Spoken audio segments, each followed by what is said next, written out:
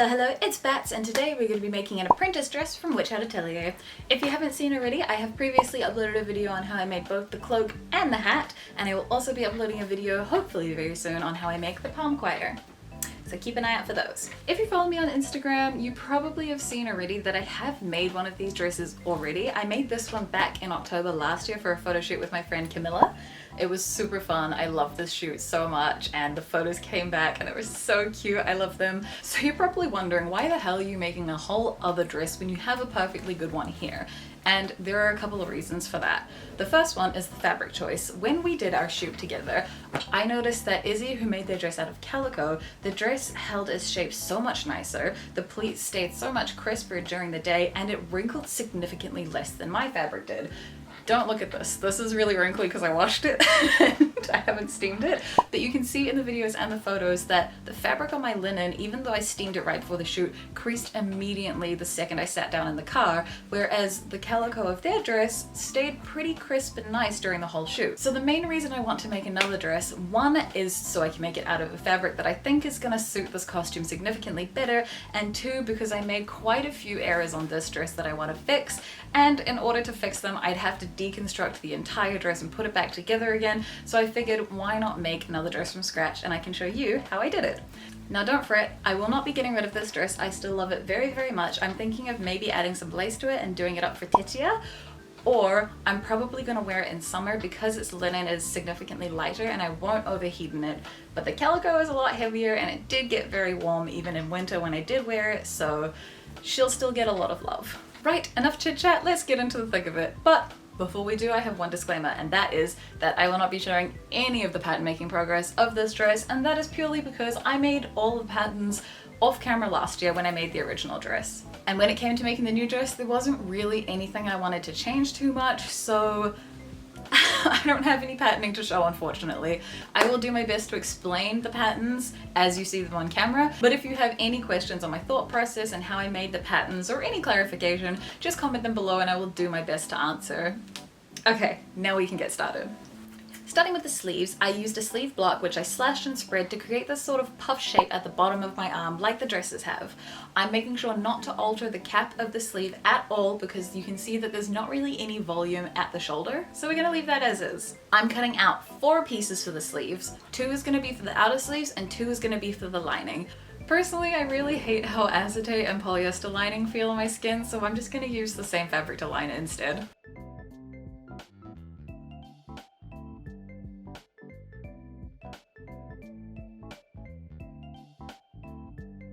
To finish prepping the sleeves, I'm going to overlock all of my seams so that they don't fray, and I'm going to sew up that back seam and pop them aside for later because we're going to move on to the cuffs next. For the cuffs, you can see here that they sit quite high up in your arm. They're very long cuffs. So we're going to need 3 measurements to make the pattern for this. The first one is the length of the cuff, so how long you want your cuff to be, around your wrist, and around your forearm where the cuff is going to end. Then, translating these measurements onto paper, I ended up with this shape. I cut out 4 of these, 2 for each cuff, and then I'm interfacing them to give them some structure and stability.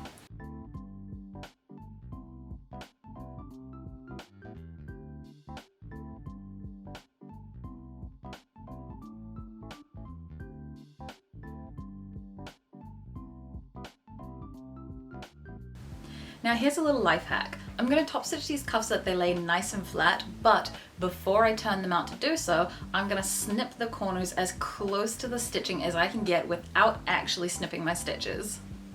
If you've noticed that sometimes when you turn out a corner and you're sewing that it's a little rounded off, this will help fix that. It essentially minimizes the bulk of the seam allowance in that point so that you can get a nice sharp corner. Next step, now that the cuffs are top stitched, is the buttonholes. This is my first time using a domestic machine to sew buttonholes, and I genuinely have no idea why it took me so long to figure this out. It stumped me for the longest time, and it turns out that there's this tiny little lever that you pull it down, and then when you want to actually sew the buttonhole, you have to push it back and then it will complete the buttonhole. But I was never pushing it back, I just pulled it down and it would just sew a long zigzag line, and it confused me for the longest time. Turns out it just took some Googling to figure out to push the lever back and it would sew the buttonhole. I'm stupid and I avoided it for years, so we can sew buttonholes now. Anyways, I actually don't think it's that hard if you know how to read. I just simply choose not to. So, oh yeah.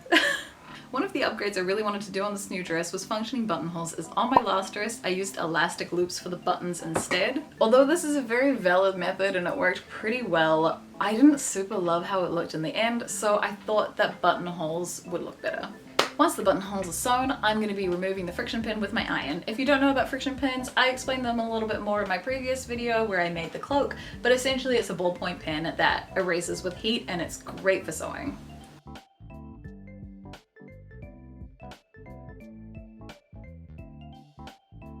So now that the buttonholes are on the sleeves, it is time to attach the cuffs to the sleeves, and then we can put those aside and move on to the next part.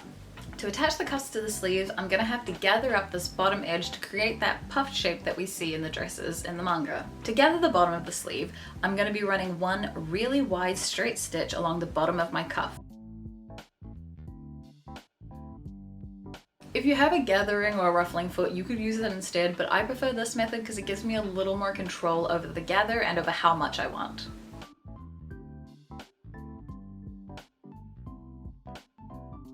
If I pull on those strings, I should be able to gather the sleeve up until it looks about right.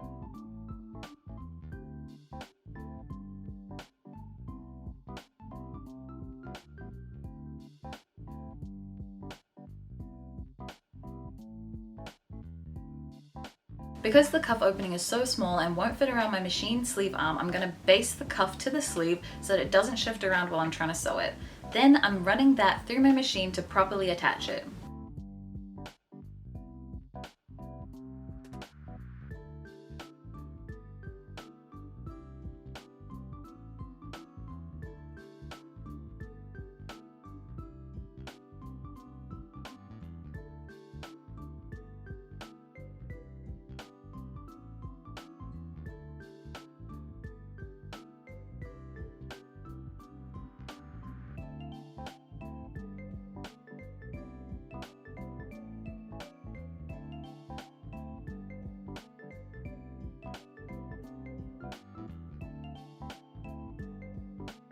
Unfortunately, I messed this one up. I have a small overlap at the top of my cuffs so that when I close the cuffs it sits nicely, but I overlapped my pieces the wrong way, so I'm gonna redo this one off camera.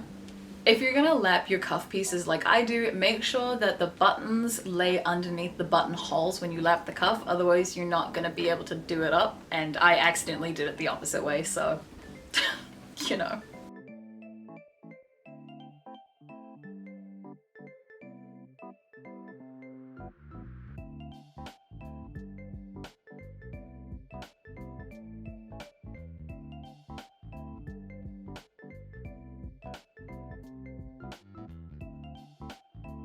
So now that the sleeve and the cuff are done, I'm gonna put them aside because it is time to move on to what is probably the worst part of this costume. And even after doing it the second time, it's still not any better. And that is our front and back panels, these big pleated pieces.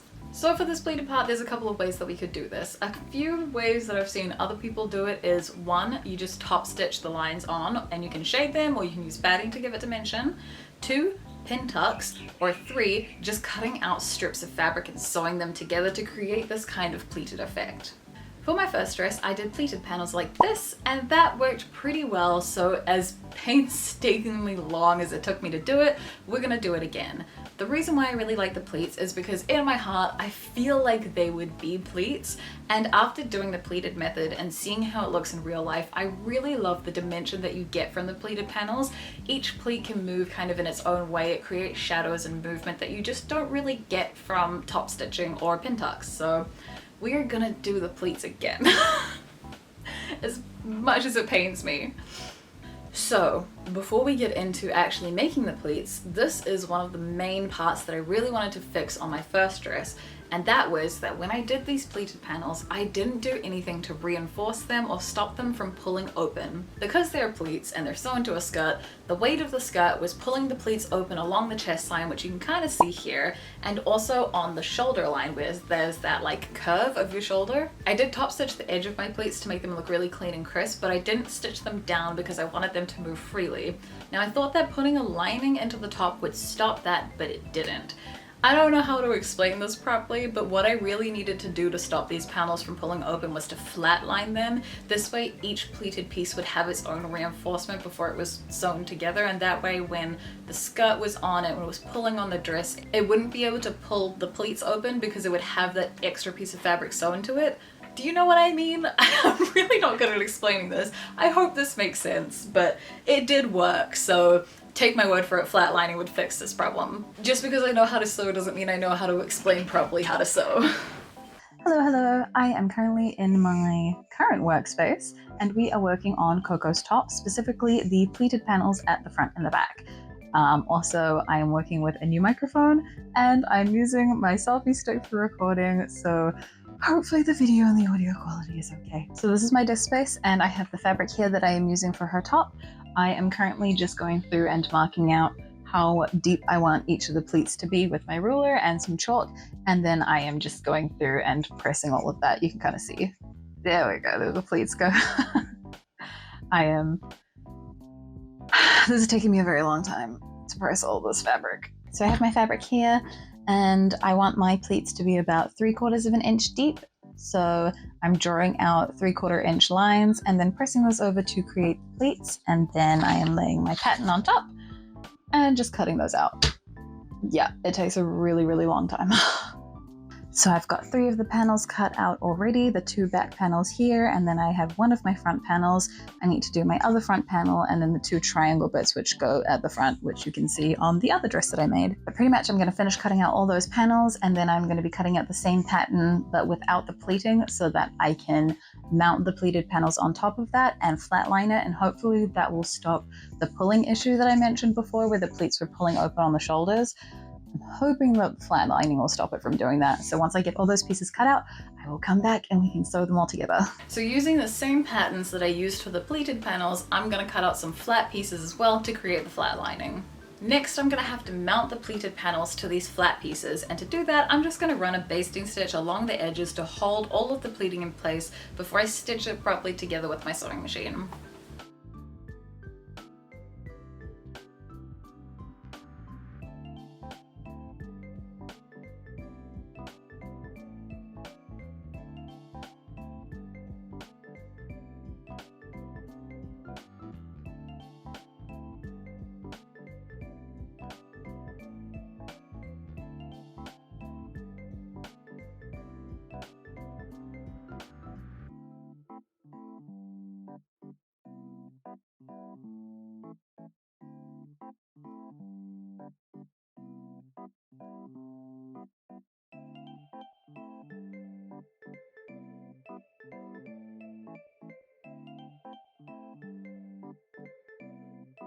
One thing I didn't think to do before mounting my pleated panels to my flatlining was to top stitch all of my pleats. Not top stitch them down, but just stitch along that folded edge, because that is going to really keep those pleats nice and crisp. I'm going to quickly go through and stitch mine now, but you should probably do this before you mount it to your flatlining because it'll be significantly easier, trust me. Now that all my pleated panels are prepped, I'm just going to overlock those bad boys so that they don't fray. Wish me luck, because my overlocker generally hates me, and this probably is not going to go smooth.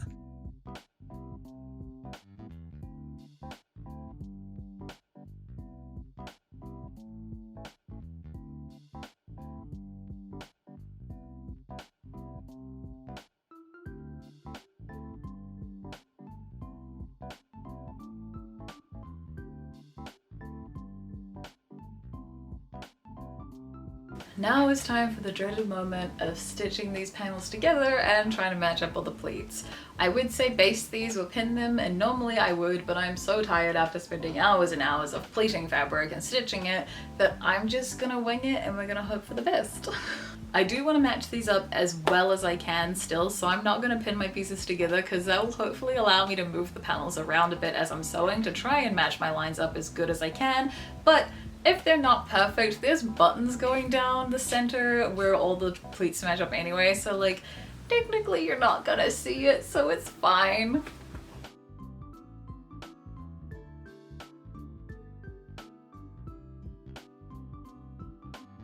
Also, I totally didn't think that the judges would check this, but they looked under my buttons to see if I matched up my pleats perfectly, and thankfully I pretty much did. I think there was maybe 1 or 2 pleats that didn't match up perfectly, so hell yeah. Once all of my bodice pieces are sewn together, I'm gonna give it one final really good steam and press, because once I put the rest of the dress together, it's gonna be really difficult to get in there and press these pleats nicely again, so we're just gonna give it one last go.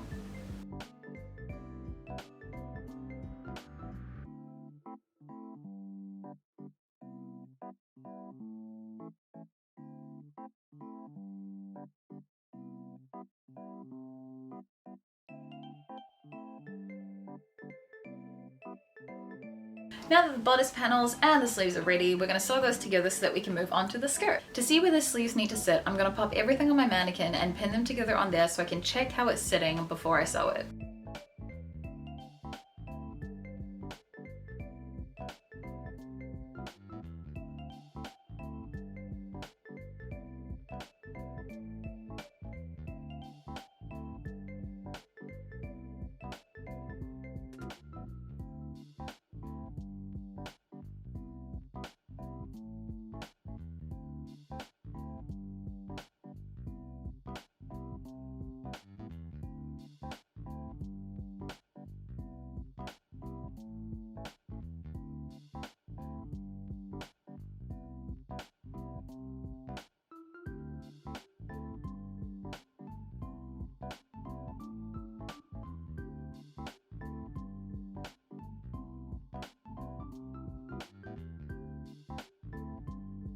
One important thing to mention is the way that I pattern this bodice means that there isn't really any armholes to sew the sleeves into.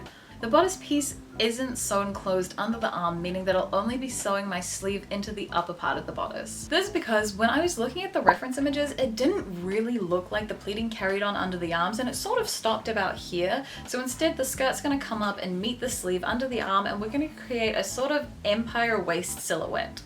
Now that our sleeves and our bodice are sewn together, it is time to move on to the skirt. On the first dress I made, unfortunately I didn't have enough fabric for the skirt, so I had to make one full half panel in the front and then 2 quarter panels in the back of the skirt to create a full circle skirt, and I really wanted to avoid doing that this time, but unfortunately because I was crunching and on a time limit, I couldn't get more fabric and I ran out of fabric again, so we're gonna have to do the same thing here. For the skirt, we're going to be cutting 3 pieces, but you can do this in 1 to 2 pieces if you have wide enough fabric. Like I said, I ran out, so we're going to be doing 3. 1 half circle skirt to make up the front panel so that we don't have any seams down the center front of the dress, and 2 quarter circle skirts to make up the back panels. Because of the fullness of the skirt and the way the calico is going to drape, you shouldn't really see the side seams anyways, so I'm not too bothered by this. Next, I'm going to overlock all of my edges and sew the sides together, leaving the bottom edge unfinished because we're going to deal with that bad boy later.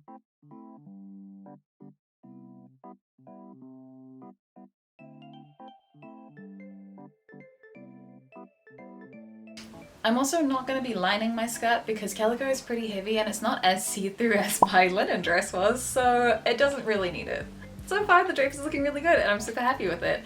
Make sure for your circle skirts to let them hang overnight because your fabric can potentially drop, and when it drops it's going to make your hem uneven, so you're going to have to go back the next day and trim it down. I found that the linen dress didn't seem to drop too much, but the calico did, so after I'd sewn it to my bodice I did have to go through and even it out, and one way that you can do this is to put your dress on a mannequin and then measure from the floor up to the hem where you want the hem to end, and use that measurement all the way around to even the skirt out. Now is the fun part of trying to sew the skirt to the bodice, and the reason why this is so fun and a little difficult is because you don't have a straight line for the bodice. It's got this kind of zigzaggy shape because of the point in the front and the back of the dress, and I definitely struggled with this. Now fair warning, I did sew my skirt on in a very jank way, and I don't know if this is the best way to do this, but I couldn't figure out a way that would be better, so we're just gonna do it this way, and maybe don't take my word for gospel because there is probably an easier way to do this and I just don't know what that way is, so she'll be alright. As I mentioned, the shape of the bodice is very weird, where the front comes down into a pretty low point and the back goes up into a really high point. This means that I can't just match the edges of the skirt to the edges of the bodice and sew them on like you normally would. Because I kind of wing this part on both dresses, I don't really know how to explain what I did here, but To put it simply, I'm just gonna sew the skirt to the top and hope for the best. Cut off your seam allowance and even out your skirt hem afterwards, and good luck. Once I had everything pinned and basted in place, I just ran that through my sewing machine.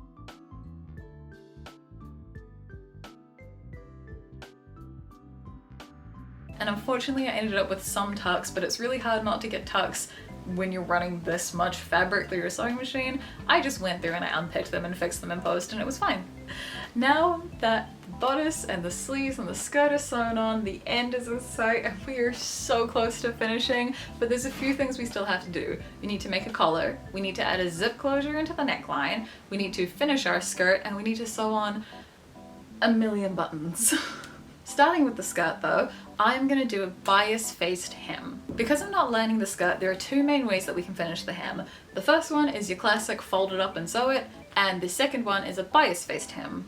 Now, if you have ever sewn a circle skirt before, you probably already know how difficult and tedious it can be to sew a curved edge up into a folded hem without it creasing. And I did this on my first dress and I got it okay. Like, it's certainly not impossible, but it is definitely difficult and very time consuming. I personally really like how bias-faced hems look, and they're a lot faster and easier, so we're just gonna do that. To make the bias for the hem, I'm going to be cutting out strips of the same calico that I used for my dress, and then I'm going to be running it through this fancy little bias tape making machine, which is my favorite thing in the world because it means I don't have to sit there for hours hand ironing bias tape. I just run it through this machine and it makes it for me, and it's just, oh, it is so good. I love it so much. They're very expensive, but if you're making a lot of bias tape for your costumes, I highly recommend them. Like, this is what it is. I think it costs about 300 New Zealand dollars, but oh my god, it is so worth it. I cannot stress that enough. Once all that bias tape is prepped and made, I'm going to sew that along the bottom edge of my skirt, and then I'm going to press it up so that I can slip stitch that top edge down, finishing off that bottom edge of our skirt. Now I'm sure you've seen enough slip stitching from me on this channel, so I'm going to do all that off camera. Okay, now here's the kind of frustrating part, because if you saw my cloak making video, you would know by now that before the con that I was making this costume for, I went away for a month, and when I came back I only had 1 week to finish this before the competition, and the con crunch demons took over, which unfortunately means that there is some footage of making this costume that I don't have, so we're just gonna have to explain what I did. One of the main things was the collar. Now for the collar, I'm going to be using a basic stand collar pattern which looks like this. The dresses in the manga hug really close to the neck like you can see here, and unfortunately a stand collar stands kind of away from your neck, so that's not gonna work just as is. To alter this, what I did was I made a mock-up and I put that around my neck, and then I went around and I made some tucks at the shoulder seams and at the back till I was happy with how it was sitting flush against my neck. Then I took that and I translated that onto paper until I got this shape. Now this is a significantly more curved shape than a classic stand collar is, but it's got the same structure. Then what I did was I cut out 2 pieces of this out of calico, one of them that I interfaced so that it had structure to it, and the other one I left plain, sewed those together, bagged them out, pressed that bad boy and top stitched the edge so it stayed nice and clean, and then I sewed that onto my dress. Easy as, collar done. The second thing that I didn't get footage of was sewing in the zipper. Now on the first dress, I could not figure out for the life of me how to close this neck hole. To close it, I ended up going with hooks and eyes because I thought that would be the best method, but unfortunately there wasn't any tension on the hooks and eyes to keep them latched, and so during the day they would come unhooked, which is not the best. So I figured an invisible zipper would probably be the next best option. So starting from roughly here, I sewed a zipper here up into just below the collar. That would help me close this portion of the bodice, and then I would just tuck the little zipper pull up into the collar to hide it, and that seemed to work pretty well. To close the collar itself, I added 1 metal snap here, and then I added another small invisible snap just on the very corner of it to help that stay flushed and closed. And then the last thing was just sewing on a million buttons, which I don't think you need footage of me doing, to be honest. But for the buttons, I did self-cover buttons, and there was one thing that I did differently with these buttons that I did to my first dress, and that is that on my first dress I used metal buttons, and on my second dress I used plastic buttons. There wasn't really a reason for this. The main reason I ended up using plastic buttons is because when I went to go buy a million self-covered buttons from the store, they actually didn't have the same ones that I used last time, but they had these plastic ones in stock, so I just got those instead. However, I ended up actually really liking the plastic ones more than the metal ones. You can kind of see there is a significant shape difference in them. The metal ones have very rounded off edges, where the plastic ones have this more defined shape to them. I found that the plastic ones, because of the shape of them, the fabric sit much smoother on them and it just looked a lot better than the metal ones did. Whether that was the way that I applied the fabric or, I don't know, user error, that could very well be the case, but that is pretty much the main difference in the buttons. One difference on the way that I did cover these buttons is that on the metal ones I didn't wet the fabric before covering the button, but somewhere online said that if you wet the fabric and then pull it taut over the buttons when you cover them, you can actually get a smoother finish. So we tried that and it worked really well. So life hack, wet your fabric before you cover your buttons. Who knew? But with all that said, the buttons are on, the collar is on, the zipper is in, the hem is finished, and the dress overall is finished. So that's pretty much how I made my apprentice dress. I think that I covered all the grounds pretty well, but if I missed anything, feel free to ask me below and I will do my best to answer the questions as much as I can. But yeah, here is the finished product. It came out so cute. I am so much happier with all the changes that I made. Flatlining the pleats significantly helped. The buttonholes look so much better. Having the invisible zipper for the neck closure looks so much better than the hooks and eyes did. And the calico sits so much nicer than the linen did. So overall, I pretty much achieved everything that I really wanted to, and I am so happy with how it came out. But with that, that is pretty much all I have left to say. If you have any questions on how I made this, feel free to ask me in the comments below and I will do my best to answer to the best of my ability. And yeah, I hope this was somewhat interesting to anyone wanting to make one of these dresses out there. Please remember that there are a million different ways that you can do this, and this is just how I chose to make it. And that's pretty much it. Yay! Like I said at the start, if you haven't seen already, I do have a video on how I made both the cloak and the hat, and I will hopefully have one on the palm choir coming very soon, so keep an eye out for that. Thank you so much for all the love on this costume. 𝐻𝐢𝐬𝐴 Atelier is a really special series to me, and I love this costume and character so much, so it means the world that it's had such a warm reception from everyone online and at the con, and yeah. That's all I have to say though, so thank you so much for watching, and I will see you guys next time with hopefully my palm choir video. Bye!